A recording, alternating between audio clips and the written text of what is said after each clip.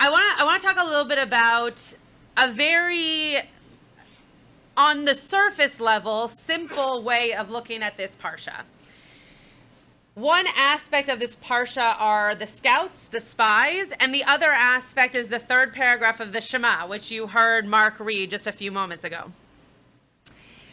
Both of those scenes, let's call them, use the same word, and one we say means scouting or spying, and the other one seems to mean some kind of scene. So before I pass out this piece of paper, because as soon as I do, then you all look at all the answers, I'm just curious, what do you make of that? If one word can mean scouting, and the other word can mean to look at, or to follow, or to somehow kind of glance at, what is the Torah trying to tell us if we're using the same word for those two different narratives? What's the Hebrew word? Taturu.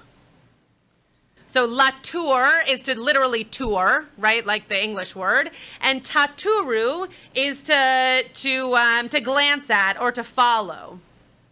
Yeah, Justin. Just to clarify, so you said in one sense it's to scout, and in the other it's to see or to take in? To see or to follow, yeah, Okay. yeah. So to me that it seems that even one word or one action can have completely different meanings or effects depending on the intentionality you have Great, in them. great, So scouting, you're looking ahead, you're taking an active, Great. proactive action. yeah. Other meaning, you're receiving, you're being receptive. Ah, It's amazing. to you.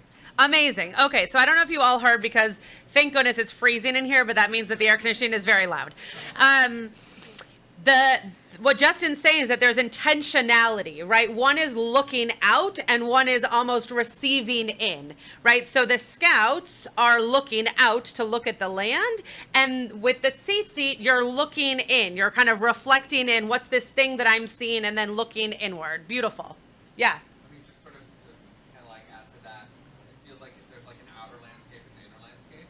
We're Great. supposed to look at CC to remember, but Great. like sort of we're navigating our inner thoughts, our inner Okay. intentions, whatever. Yeah, great. So maybe the landscape is even different, right? Looking out at the land versus looking at something that's supposed to remind us of something that we're supposed to be doing, whether internally to ourselves or internally to our tradition, et cetera, et cetera. Great, Marshall. Well, I think at a basic level, it just means that one has to understand a word always in context. Okay, great. Great. So Marshall's reminding us that even if the word might mean the same thing out of context, that we have to be able to read within the context what that word might be telling us about the narrative. Any other thoughts on just this word before I pass out the sheets? Okay, great. Last week we didn't have enough sheets. This week we're going to have too many sheets. At some point we'll get it right. Next week it'll be like the three little bears, pigs, bears. The three real big. Three bears. Bears, right? It's bears. Okay. Yeah, I didn't- bears. It's been a long time, but okay. I was pretty sure it was bears. Yeah. Okay. So we're going to look at three different passages from the Torah. Two of them are from Numbers 13, from Bamidbar 13, and one of them is from Bamidbar 15. I actually believe that Mark read both. No, he didn't. Okay. So this first part here we didn't hear earlier today, and this is about the scouts. This is at the beginning of the Parsha. The reason that it's called Shlach Lecha is because they're being sent out, which, by the way, a whole other drash that I was thinking about is Shlach Lecha versus Lech Lecha. We can talk about that another time. But then the part that we did read with Mark is this part with the Shema later on in Numbers 15. So we're just going to go through the first passage here on the first page. Everybody have one that wants one? Great. There definitely are enough. I think Larry needs one. No? Everybody got one? Okay. Vayishlach otam Moshe latur et Eretz Canaan. So Moses sent them out to tour, to scout the land of Canaan. Latur, the reason that you're hearing it mean to tour is literally that's what it means. Even though the English word and the Hebrew really have nothing to do with one another, they weren't influenced by one another. Latur means to scout or to tour around or to see in that kind of way, the land of Canaan. Vayomer alehem aluze ba'negev va'alitem et ahar. Go up there into the Negev, into the desert, and on into the hill country, really just the mountain. Ureitem et haaretz mahi ve'eta'am hayoshev aleha hechazak hu harafeh hame'at hu imrav. Yabetz Dverin read this at his bar mitzvah on Thursday morning, which is why as I was reading it, I was like, why do I know the tropes for this? That's why. And so the second sentence here, verse 18, we see ureitem. Now you can see that it's bolded because that word and latur mean actually the same thing in terms of being synonyms, but they are different words, right? Latur means to somehow tour out or scout out, and reitem means to just see, right? If I see someone, I just use that word, not the latur word. I don't talk about seeing someone with a scouting out type glance. So you should see what kind of country this is, and are there people who are dwelling in it, and are they strong or weak? Are they few or many? Now we know where the story goes, how they end up being seen and how they end up being categorized, so to speak, in the land. But we're just going to focus on these two words, latur and reitem. Okay, so they're being used in similar ways, but to mean very different things. The second passage here is going to use the same words again, and I'm going to ask you at the end, why are these two words being used? Why not just use one? So think about that as a framing. V'yotziu divat haaretz. I don't think this. Oh yeah, divat haaretz asher taru ota el bnei Yisrael lemor haaretz asher avarnu ba latur ota eretz ochelet yoshvei hi. I'm just going to stop there. So they spread this evil report. They said some nasty things amongst the Israelites about the land that they had scouted. Interesting that it doesn't say that they had seen, right? That they had scouted, saying the country that we traversed and that we scouted is one that devours its settlers. Okay, so this is obviously a way of seeing something that is not literally happening, but the way in which they're experiencing what is going on in the land. This is how they're reporting it back. And all of the people that we saw in it are of great size. So the people are not scouted out, the people are seen, but the land is being scouted. Okay? Vesham ra'inu et hanefilim b'nei anak min hanefilim v'nehi be'einenu kechagavim v'chen hayinu be'eineihem. And there we saw that these giants are there. The Anakites are part of the Nephilim, and in our eyes, in be'einenu, in our eyes, we seemed as grasshoppers to ourselves. And so we must have seemed so in their eyes. First of all, we could do a whole class teaching drash. What does it mean that we saw ourselves as grasshoppers before we were actually categorized as being seen as grasshoppers? But we're not going to go there today. So what's this? Why are we using latur and reitem in these two different ways? Josh? Reitem, it seems to be when you see something, it's the filter that you're bringing to reality that you're scouting. Fascinating. Okay. So scouting seems to be that you come, you see something. Reitem, to kind of go back to what Justin was saying before, there seems to be some kind of intentionality behind what you've seen and then giving a narrative over to that which you've seen. There's a filter, Josh said, around the scene that you've done. Any other thoughts of these two different words being used? Yeah. I'm thinking about when you do like a Google search and you get a bunch of responses and you kind of scroll through the responses, so you're not Yeah. reading them, and then you click on one and then you read it. Ah, very nice. Okay, so Tyson said that this reminds him of Google, as it should for everybody. And when you Google something, right, when you search for something, you see lots of different responses, but you only click on the one that's going to be useful to you. Now, the way that we could actually think about that, and I did not think of Google, but the way that we can actually think about that is that then, to go back to Josh's point, the people are choosing what they want to read or see, right? And that's the reitem versus the scouting is just taking it in, right? So if someone came into this room, counted how many people were in this room, and left and said, and there were this many people wearing talitot, and then there were this many people feeding babies, and right, like those would be facts. Whereas if someone came into this room and just shared a narrative about what was happening in here, that's based off of what they want to see or what they want to report out. Great, I love that analogy. Any other thoughts? Yeah, Paula. You didn't focus on this, but they're going out to Latour, Yeah. a land, Ota Eretz Ocheret Yoshveha. Uh-huh. Land devoured. They make this assumption. Uh-huh. The land is devouring its inhabitants. Right. And that, and, gee, could that be happening today? Uh-huh. Sure. Right. So you're right that I didn't focus on that verse, but this idea that maybe this scouting is going out and seeing something that really is terrible, and could that be something that when we go and see a land, or that when we hear about a land, is happening today? Yeah, possible.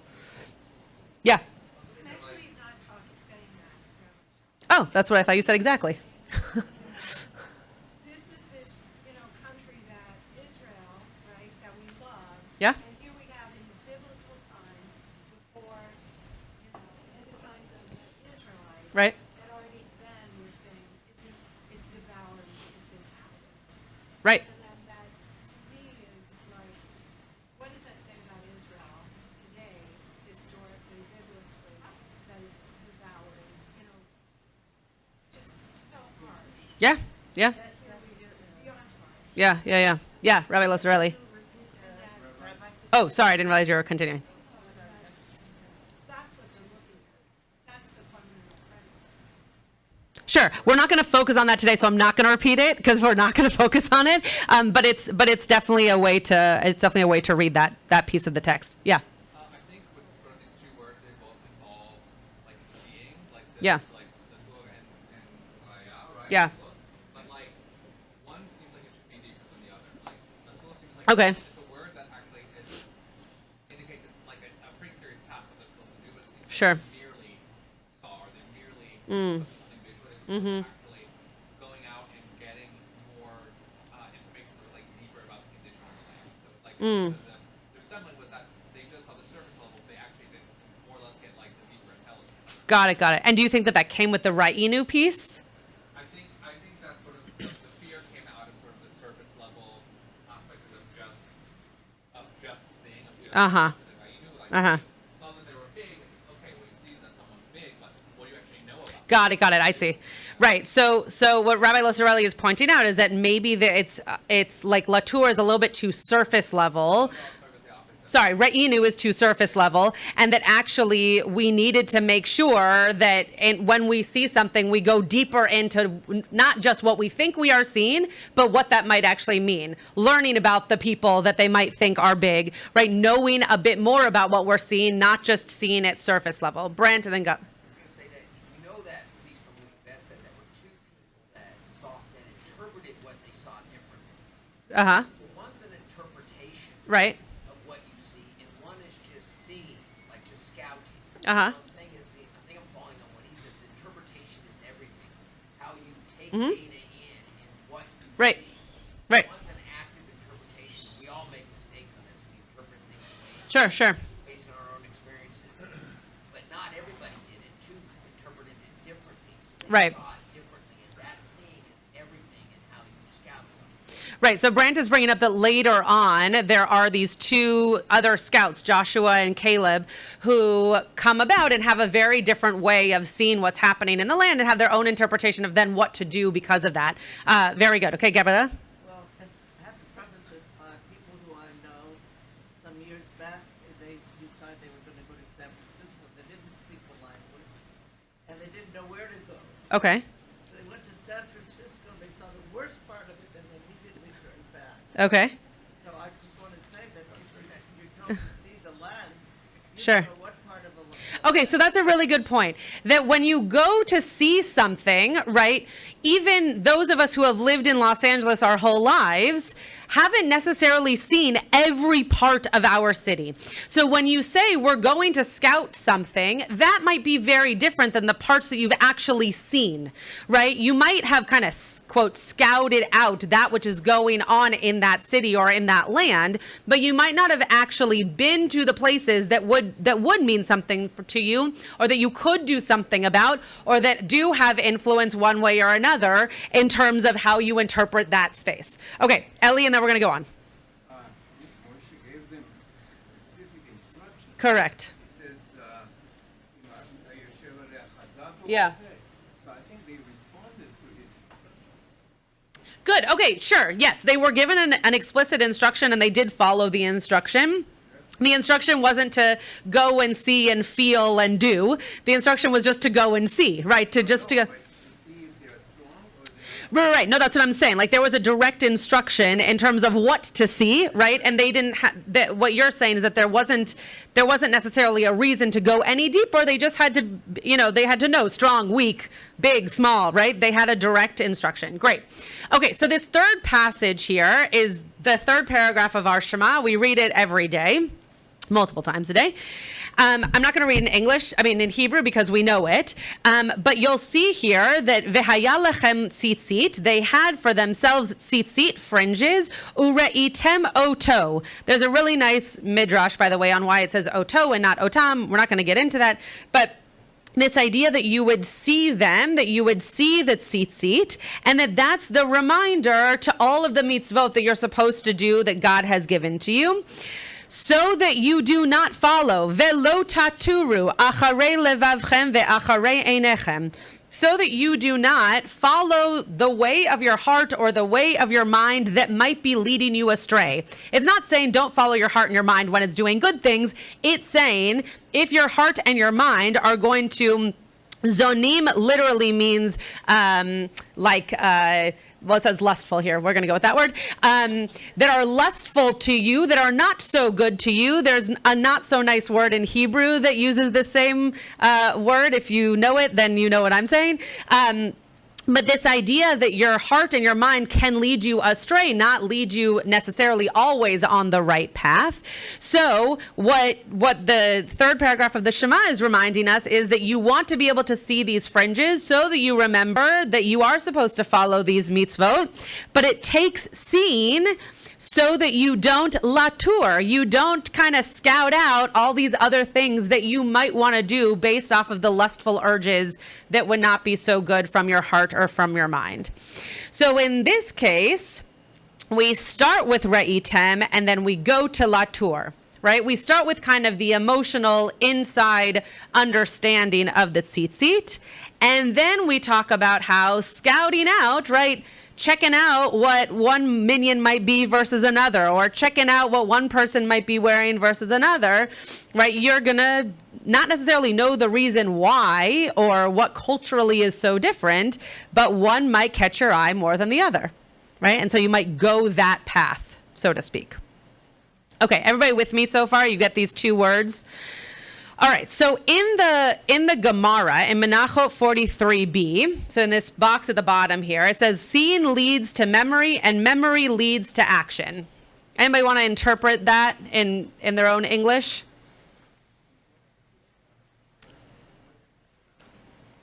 We're specifically talking about the tzitzit here. So seeing the tzitzit leads us to action, leads us to remember that we have these mitzvot to do. And then that memory of those mitzvot leads us to more action. Right? So, yeah, Ed.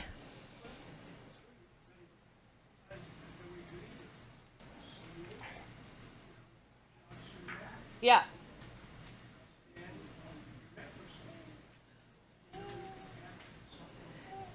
Great.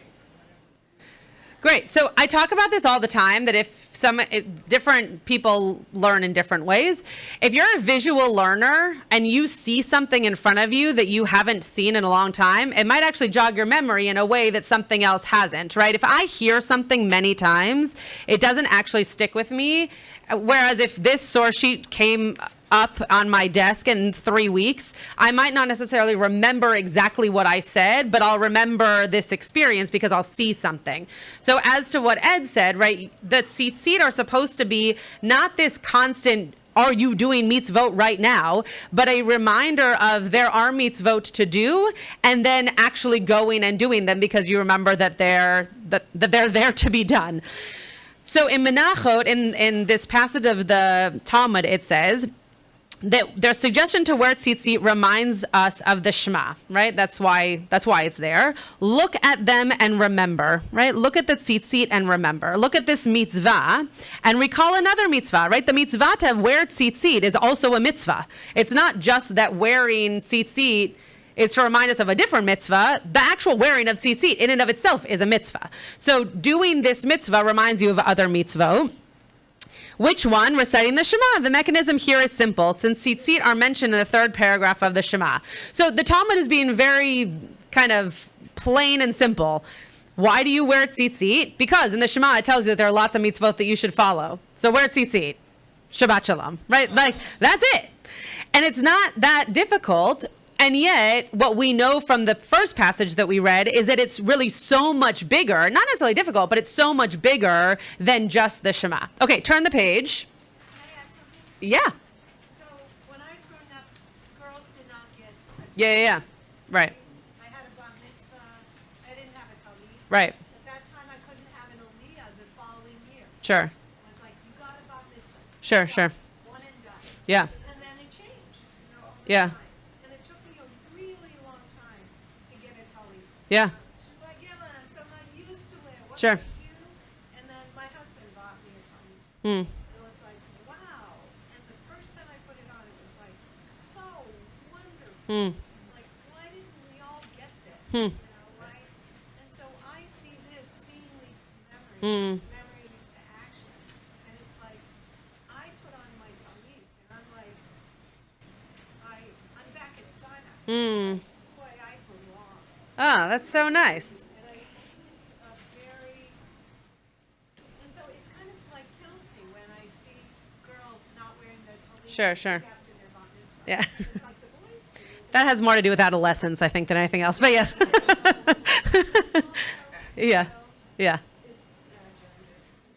Yeah. And I love, so I think that it's more than just remembering mitzvot. Sure. It's really remembering our place. Great. And I think to add to that, I think that's part of the reason why when we, and I say this to B'nai Mitzvah kids when I'm working with them, the reason that we ask any kid of any gender to try out the mitzvot of wearing talit and tefillin during the week and a head covering of some kind is not because we need them to do it for the rest of their lives, but because this is a period in their life where if they don't try it now, when else are they going to try it, right? This is a time where they're so focused in on this. And so I think to your point, Paula, is that even if they don't do it the day after, the week after, hopefully many years later, they can then remember back to a time that either they were given their first talit or when it did mean something to them, et cetera, et cetera. Okay. We're only going to take 3 more minutes on this, so we're not going to look at all of these sources. But I just want you to see that Ibn Ezra is very aware that it doesn't actually mean to spy, it does mean to search. Right, and it's a very small difference, but spying implies a lot that searching does not, right? Searching seems to be that you're looking for something, but not necessarily in like, I'm going to use the word malicious. It's not exactly what I mean, but in a way in which you're bringing back information, right? Searching can just be like back to Tyson's metaphor. Like it could just be that you're wondering about something and searching for it.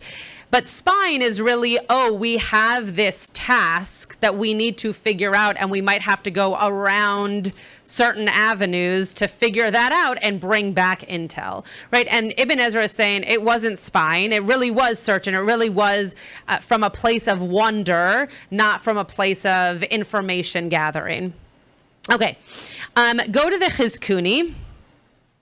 Velo tatur acharei levavchem v'acharei einechem. You must not go about after your hearts and after your eyes. Whenever you look at one of my commandments, meaning the tzitzit, you are to remember that you are my servants. This is not supposed to be like a negative servants, right? This is supposed to be just that we are, our lives through ritual and observance and spiritual connection is in servitude, right? Is in service to, is in spiritual connection to God.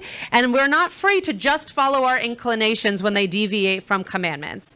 So the point here is actually, I think if we had to define this in one word, it would be halacha, right? The fact that there is law in Judaism and in any denomination of Judaism, right? I know in Reform Judaism, it might not be as strict as it is in conservative and definitely not as strict as it is in Orthodoxy.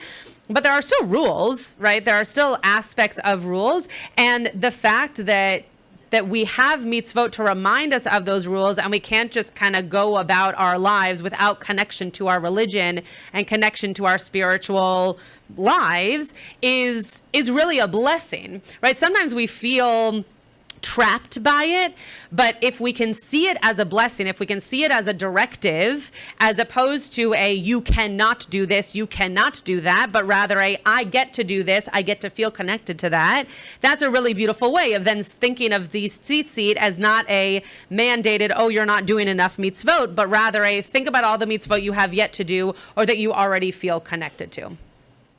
The last thing that the last piece that I want to look at is the Datz Kainim here.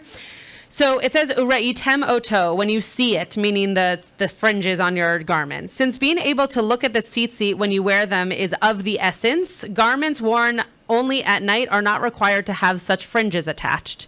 So nighttime clothing, back in the day and even today, does not have to have tzitzit on it, even if there are four corners. Why? Because you couldn't see them anyway. So you only have to have tzitzit on garments when you can see the tzitzit. And so for that, they only need to be daytime clothes. In today's world, it's a little bit hard to know what does that exactly mean, but pajamas, for example, don't have to have them. If you look at the fringes with the proper concentration, it is considered as if you look at the throne of God, which is supposed to look like wool dyed blue. So some people have, Nico, Rabbi Losarelli can show us, he has blue on his tzitzit. Some people have a blue fringe in their tzitzit, and this is where this interpretation is coming from. Rabbi Meir, in describing the difference between that tint of blue from all other colors, said it is because it is the closest to the blue of the horizon, which by definition is a reminder of the heaven beyond it. The sequence of 3 verbs in our verse, you will see, and you will remember, and you will do, explains the importance of this commandment and how fulfilling it will be to stimulate our heart and our eyes to be loyal to God. The one thing that I'll add to this is that I think even though you might not have blue in your tzitzit, I think what this is supposed to do is remind us that your tzitzit, I don't know if everybody knows this, but your tzitzit actually equals 613. The letters tzitzit, right, sadi yud taf, plus the number of fringes, plus the number of knots, actually equals 613. And so when you look at your fringes, you're supposed to, I think the idea of the horizon here is beautiful in terms of color, but also the metaphor for the horizon of possibility, right? The way in which you can interpret mitzvah, the way that you can interpret being connected to something, the way that you can interpret what does it mean to have spiritual observance, et cetera, et cetera.